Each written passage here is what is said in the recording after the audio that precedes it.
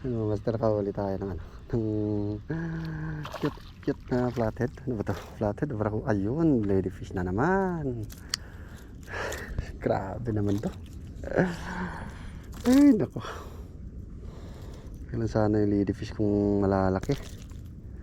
Pero ito, grabe, sobrang cute. Pero dalhin na natin ito mga master, na ibibigay naman natin. So, ayun, dalhin natin.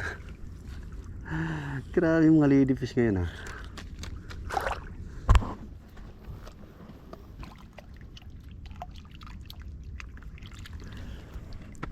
Mga ladyfish. Bakit mga ladyfish ngayon yung ano?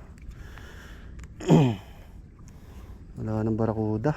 Mga ladyfish na lang yung ano, naghahari ngayon. Kailan sana ang ladyfish kung ganyan kalaki. Eh maliliit kasi yung iba. Yung isa. Release ko sana pero mas mabuti nang dalhin ko na lang kasi ibibigay ko rin naman. So, mas mabuti na pagka naibigay natin eh medyo marami. Diba? So, para may ano na may ano rin.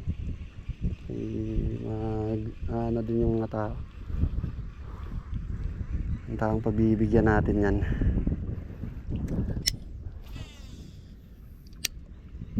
Pero grabe, cute talaga ng mga isda ngayon. Tapos walang barakuda. Ladyfish kadalasan.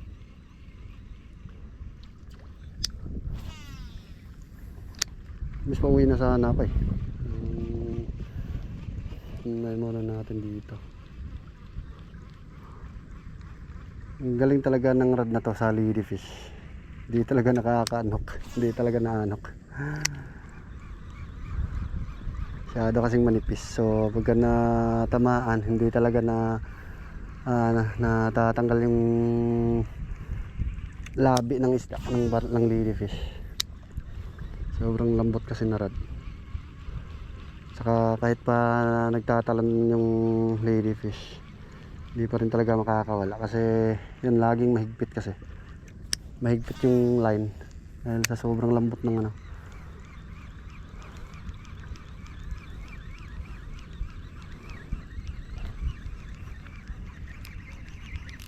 Yun mga master, nakahuli na naman. Parang barakuda. Barakuda nga mga master. Ayun, laki. Ayun mga master, good size pa oh. Pinta ngayon. Ay, yun no.